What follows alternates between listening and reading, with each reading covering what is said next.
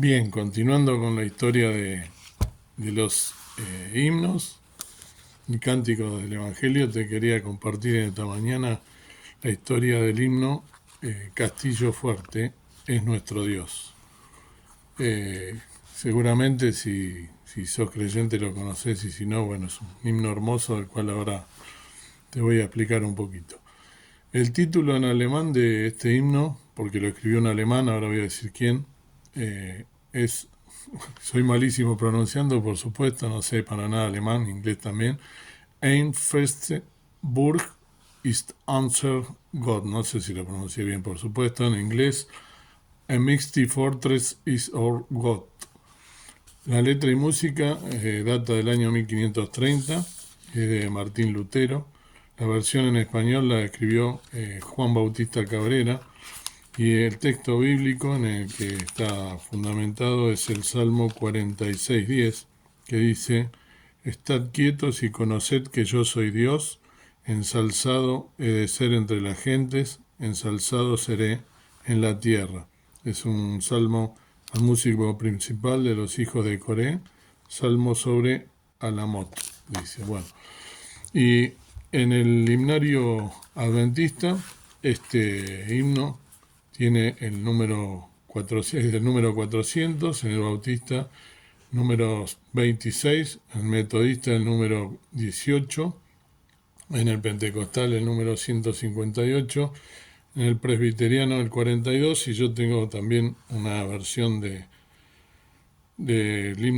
himnario, creo que es bautista, también es 395, es decir que según el himnario que tengas va a ser el número. Y ahora te paso a leer la historia.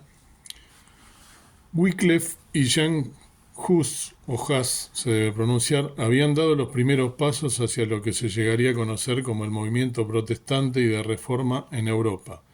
El canto de Hus, Jesús, hijo de David, ten misericordia de mí, mientras su vida se extinguía en medio de la hoguera inquisidora, aún hacía eco en toda Europa.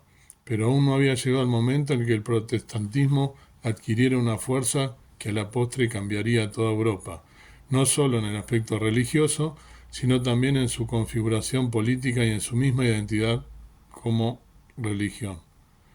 El 10 de noviembre de 1483, casi 100 años después de estos primeros destellos de reforma, en Eisleben nació Martín Luther, conocido por los hispanohablantes como Martín Lutero, el hombre con quien iniciaría el movimiento que partiría el mundo cristiano en dos. Su padre Hans Luther era minero y su madre hija de un comerciante. Martín Lutero fue el hijo mayor de la pareja. La casa en que nació fue parcialmente destruida por un incendio en 1689, pero restaurada en 1817 y ahora forma parte de un museo. Lutero creció en medio de la pobreza, pero esto no impidió a sus padres brindarle educación, y a los 6 años ya sabía leer y escribir. Entró a la escuela pública, a la que debido a la distancia y su corta edad era llevado en brazos de otras personas. Allí aprendió el catequismo, los 10 mandamientos, los credos y el Padre Nuestro. También recibió sus primeras lecciones de latín. Como en toda familia de campo, sus padres y maestros a menudo fueron demasiado severos en la disciplina y en ocasiones, por las más pequeñas faltas, lo castigaban con tal fuerza que llegaba a sangrar. En una de sus cartas, Lucero escribió: mi educación religiosa me fue dada con la misma severidad que la educación secular. Me torné pálido y me horrorizaba el nombre de Cristo. Para mí Cristo no era más que un juez estricto y lleno de ira.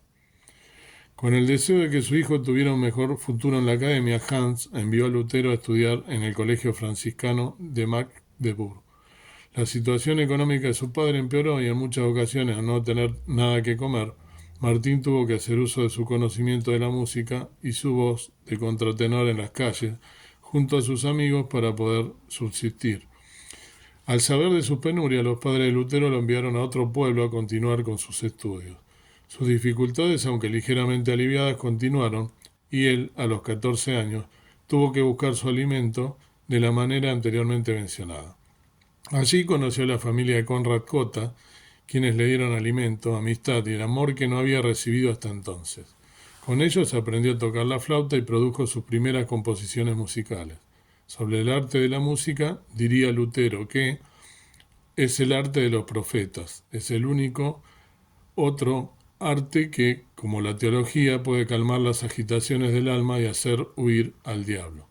Nuevamente mejoró la situación económica de su padre Hans, por lo que pocos meses después de cumplir los 18 años, en 1501, Lutero fue enviado a estudiar a la Universidad de Erfurt. Su padre quería que estudiara leyes, pero él se decidió por la filosofía. A pesar de sus estudios, no fue sino hasta los 20 años de edad que Lutero se enteró de la existencia de la Biblia. Un día, mientras miraba los libros de la biblioteca, por accidente vio una Biblia en latín y la abrió en la historia de Ana y su hijo Samuel. Desde entonces se dedicó a estudiar la Biblia y olvidó el estudio de las leyes. Debido a las penurias que pasó y su esfuerzo físico, enfermó al punto tal que llegaron a pensar que no podría sobrevivir. Se recuperó y en 1505, a los 21 años, obtuvo su doctorado en filosofía. A pesar de la presión de su padre para que culminara sus estudios de Derecho, en cierta ocasión, mientras iba de camino a Stortenheim, se vio atrapado por una terrible tormenta y le juró a Santa Ana que si se salvaba se volvería monje. En 1507 invitó a sus amigos más cercanos a una comida y en medio de la alegría y el canto anunció que dejaría su trabajo como profesor universitario y entraría como novicio a un monasterio. Ingresó al monasterio agustiniano de Erfurt buscando dar fin a la angustia del espíritu que lo agobiaba ya durante meses. Se le ordenó hacer las labores más básicas como la limpieza del monasterio y se lo envió a pedir limosna a las calles del pueblo en el que había sido un respetado profesor universitario. Allí se sometió a una rigurosa disciplina de contrición y autoflagelación para obtener el derecho al cielo, lo cual solo consiguió empeorar su estado de salud. Con el estudio de la Biblia, especialmente de las epístolas de Pablo, Lutero encontró lo que a la postre se llegaría a conocer como la justificación por la fe. Entre 1507 y 1510 estudió en las universidades de Erfurt y Wittenberg, recibiendo en 1512 su doctorado en teología. La justificación por la fe iba en contra de las prácticas a las que recurrían los monjes de su época, por las cuales buscaban ganar su entrada al cielo. También le producía gran inconformidad la venta de indulgencias, impulsada por el papado para recaudar fondos y construir la Basílica de San Pedro, y las cuales ofrecían perdón por pecados pasados, presentes, futuros y rescate de almas del purgatorio. En 1512 viajó en representación de varios de sus monasterios a Roma para resolver algunas disputas con su vicario general. Allí notó la tremenda diferencia entre la vida de mendigo y pobre practicada en los viejos conventos de Alemania y la vida de lujos en los monasterios que más bien parecían palacios en Italia. Mientras subía de rodillas las escaleras de Pilato, bajo la promesa de 1000 años de indulgencia, llegó a su mente el texto «El justo por la fe vivirá», y de inmediato se puso de pie, dejando esta penitencia que en el momento le hizo sentir ridículo.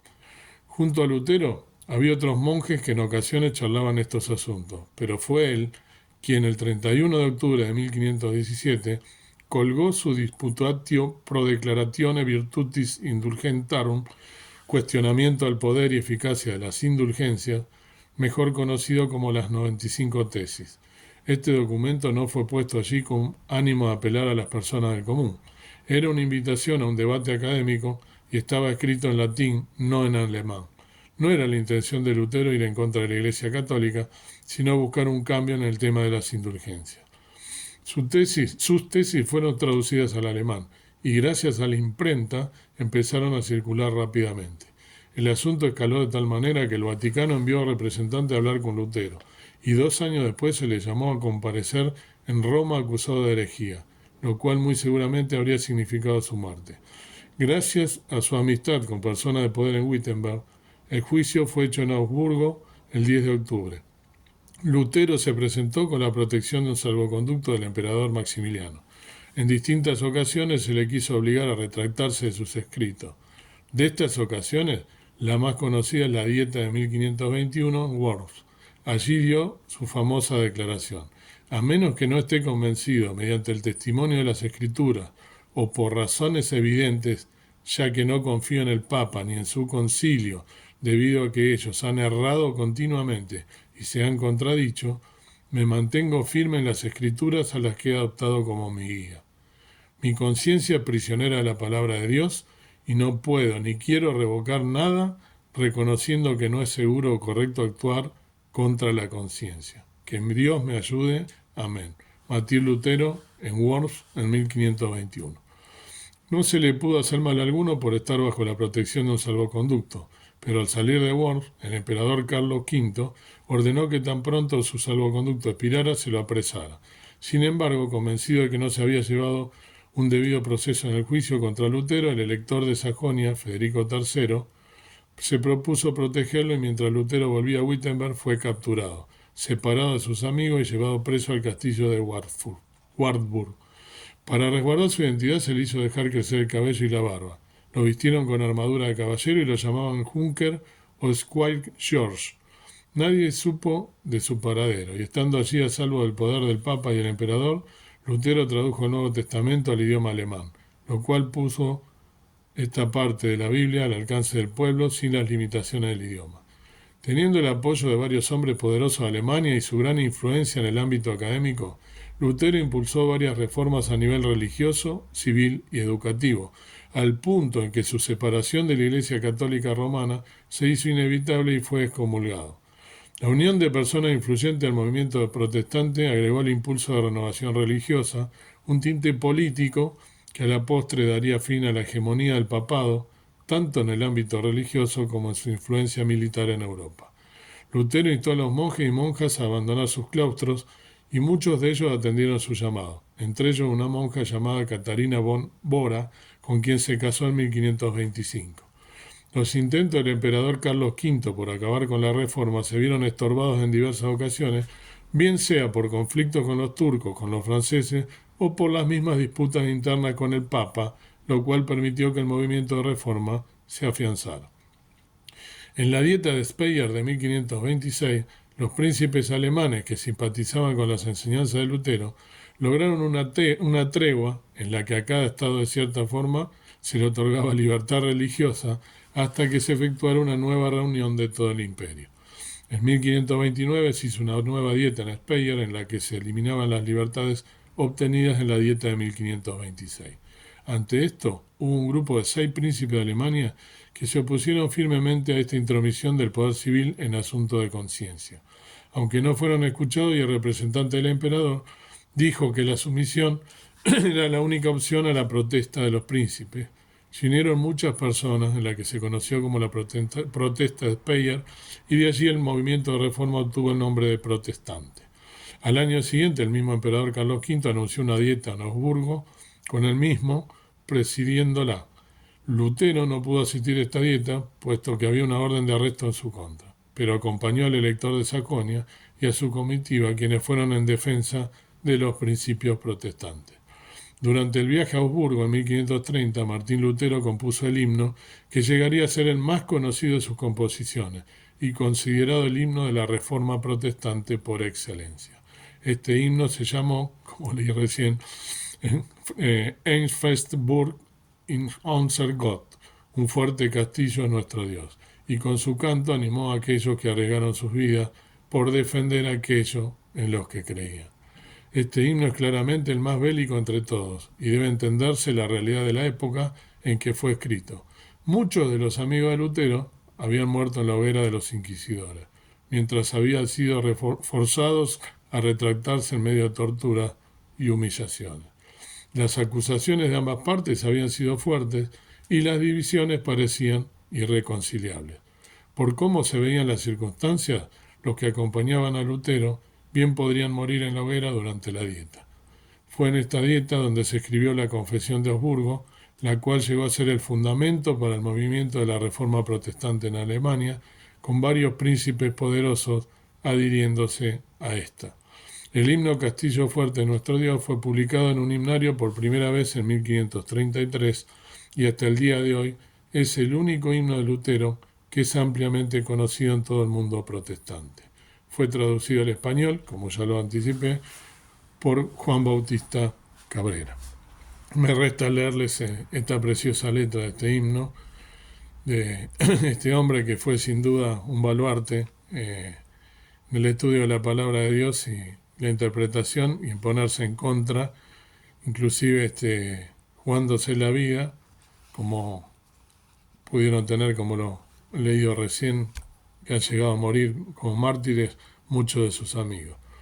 El himno Castillo fuerte es nuestro Dios dice: Castillo fuerte es nuestro Dios, defensa y buen escudo. Con su poder nos librará en este trance agudo. Con furia, con afán, acósanos Satán. Por armas deja ver astucia y gran poder, cual él no hay en la tierra. Luchar aquí, sin el Señor, cuán vano hubiera sido, mas por nosotros pugnará de Dios el escogido. ¿Sabéis quién es? Jesús, el que venció en la cruz, Señor de Sabaoth, omnipotente Dios. Él triunfa en la batalla. Aun cuando estén demonios mil, prontos a devorarnos, no temeremos porque Dios vendrá a defendernos. Que muestre su vigor, Satán y su furor, dañarnos no podrá, pues condenado está por la palabra santa. Sin destruirla dejará, aunque mal de su grado, es la palabra del Señor que lucha a nuestro lado. Que lleven con furor los bienes, vida, honor, los hijos, la mujer, todo ha de perecer, de Dios el reino queda. Esta es la letra en original, en alemán, del himno Castillo fuerte nuestro Dios, con su traducción al español. Así que es un himno que es precioso porque habla justamente de todas las vicisitudes que él pasó, que están en esa letra, por supuesto, volcada, y la que han pasado, como dije, y como he leído, todos aquellos que se han propuesto librar de las falsas doctrinas y leer la palabra de Dios e interpretarla como corresponde, y además habla, por supuesto, en la última estrofa, me hace acordar a Job cuando perdió todos sus bienes y sin embargo él estaba firme en su fe y en sus creencias, sabiendo que él dijo, Dios es quien da y Dios es quien quita. Entonces me hace acordar a ello, cómo debemos aprender de estos hombres, de estos baluartes de la fe, que a pesar de todas las pruebas duras que pasaron, se han sostenido en la fe a través justamente de la fe depositada en la persona de nuestro Señor Jesucristo, que murió por nosotros en la cruz del Calvario. Que Dios te bendiga y que podamos vivir una vida así como lo hizo Lutero, en santidad, buscando que nuestro Dios sea nuestro castillo fuerte, nuestro baluarte en todas las pruebas y las luchas que tenemos en esta vida.